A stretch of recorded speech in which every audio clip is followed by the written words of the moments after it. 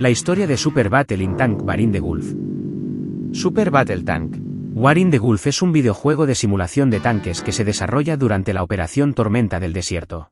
El jugador controla un tanque M1 Abrams de las Naciones Unidas y combate contra helicópteros, tanques y lanzadores enemigos.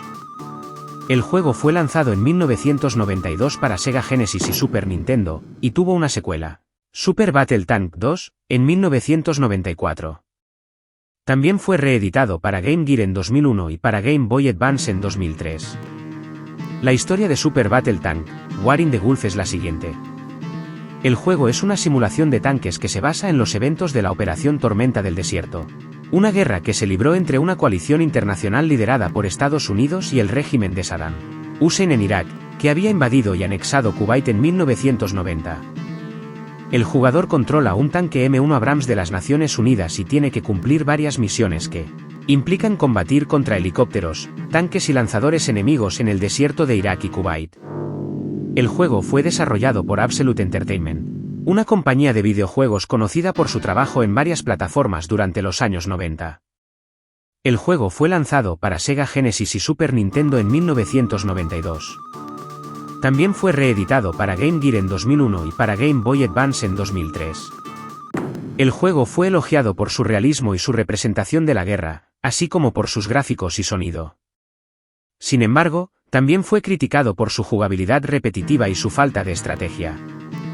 Algunos jugadores también encontraron el juego demasiado difícil o frustrante. Las versiones de Sega Genesis y Super Nintendo de Super Battle Tank War in the Gulf tienen algunas diferencias en cuanto a sus gráficos, sonido y jugabilidad.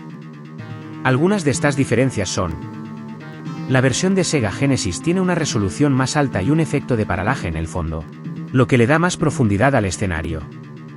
La versión de Super Nintendo tiene una resolución más baja y un fondo estático, pero usa el modo 7 para rotar y escalar el tanque y los enemigos, lo que le da más dinamismo a la acción. La versión de Sega Genesis tiene un sonido más realista y una banda sonora más variada, con temas que cambian según la situación.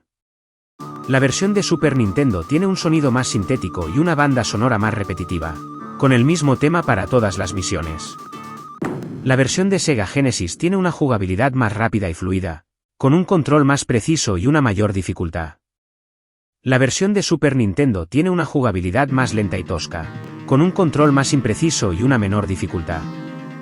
En conclusión, las versiones de Sega Genesis y Super Nintendo de Super Battle Tank War in the Gulf ofrecen experiencias de juego distintas, con sus propias ventajas y desventajas.